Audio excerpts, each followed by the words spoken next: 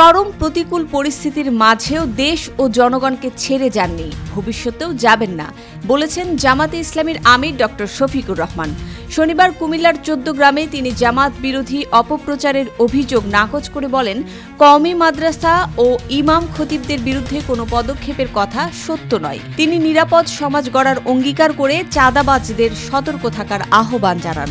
বাংলাদেশের যুবকরা বেকার ভাতা চায় না, তারা সম্মানের কাজ চায়, এমন মন্তব্য করেছেন জামাতে ইসলামীর আমির ডক্টর শফিকুর রহমান। শনিবার কুমিল্লার ১৪ গ্রামে জনসভায় তিনি বলেন, যুবকদের দক্ষ জনবল হিসেবে গড়ে তুলে হাতে হাতে কাজ দিতে চান তারা। শিক্ষা ব্যবস্থায় আমূল পরিবর্তনের অঙ্গীকার করে তিনি বলেন, যুব সমাজের আকাঙ্ক্ষার ওপর ভর করেই দেশে কাঙ্ক্ষিত পরিবর্তন আসবে।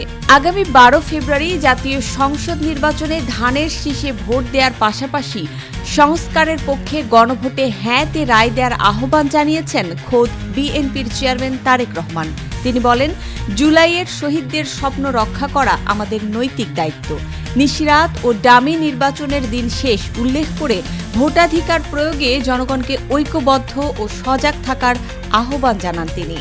হঠাৎ গভীর রাতে নিজের ভেরিফাইড ফেসবুক পেজে ঢাকা ৮ আসনের এনসিপি মনোনীত প্রার্থী নাসির উদ্দিন পাটোয়ারি লেখেন, আমি আল্লাহর নিকট বিতাড়িত শয়তান হতে আশ্রয় প্রার্থনা করছি। মুহূর্তেই পোস্টটি ভাইরাল হয়ে যায়, কমেন্টের ঝড় ওঠে। নেটিজেনদের কেউ কেউ মন্তব্য করেন, এবার ঢাকা ৮ আসনের নির্বাচনী প্রচারণায় সবচেয়ে বেশি এন্টারটেইনিং।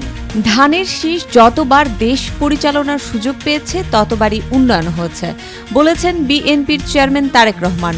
শুক্রবার বগুড়ার শিব